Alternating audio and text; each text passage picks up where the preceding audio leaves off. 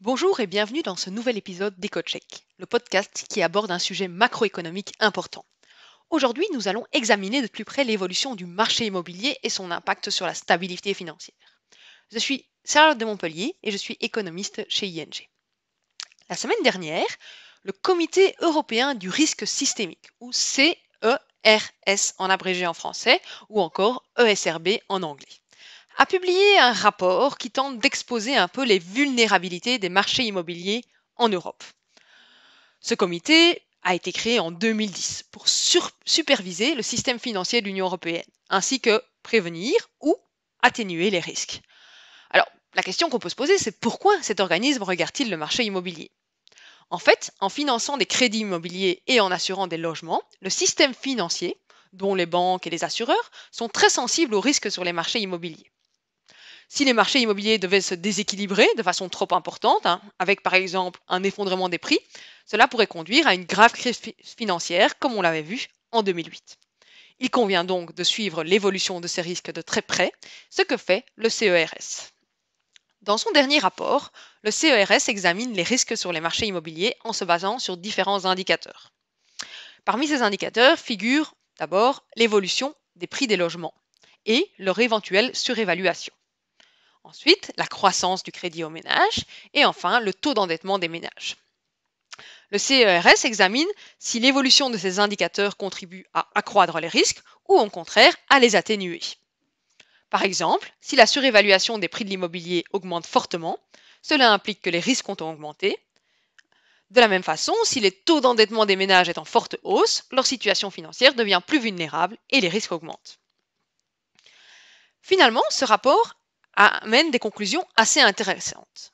D'abord, il dit que les vulnérabilités ont augmenté en Europe pendant la pandémie.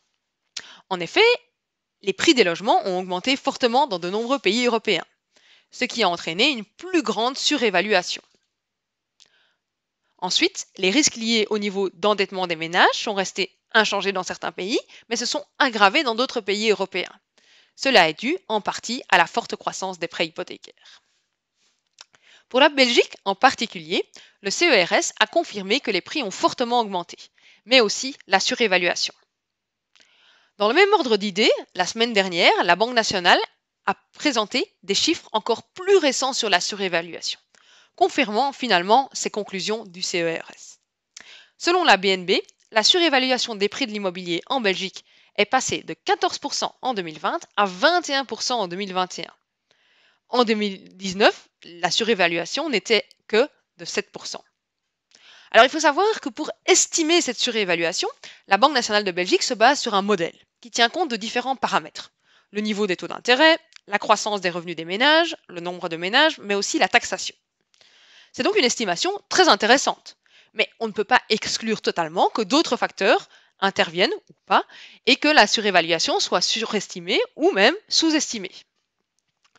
En particulier dans le cas présent, il est probable que les logements et les qualités de ces logements sont devenus quelque chose de beaucoup plus important pour les ménages depuis la pandémie, en raison de tous les confinements qu'on a vécus. Et peut-être que du coup, ces ménages sont prêts à y consacrer une plus grande part de leur budget. La surévaluation réelle pourrait donc être moins élevée que les 21% estimés, mais il est probable qu'elle soit bien existante.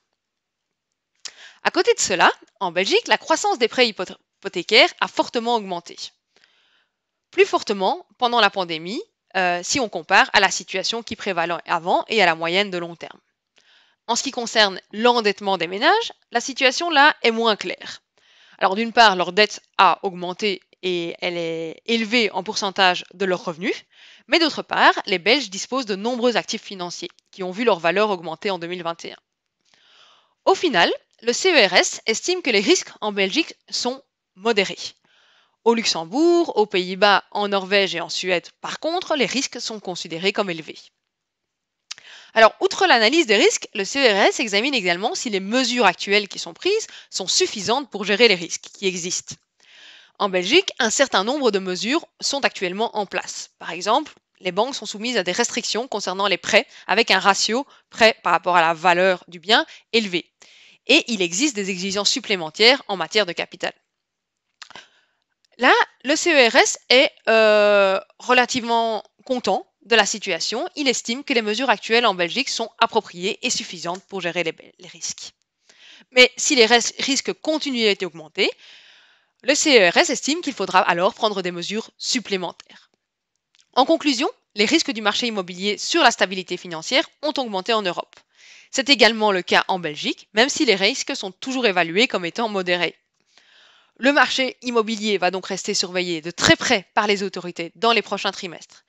Et cela va bien au-delà de la question de la stabilité financière. Quand on voit que les prix de l'immobilier ont affiché une croissance de 9% sur un an au troisième trimestre 2021 en Europe et de 8% en Belgique, on comprend aisément que cela a des impacts importants au niveau macroéconomique, mais aussi sur l'inflation.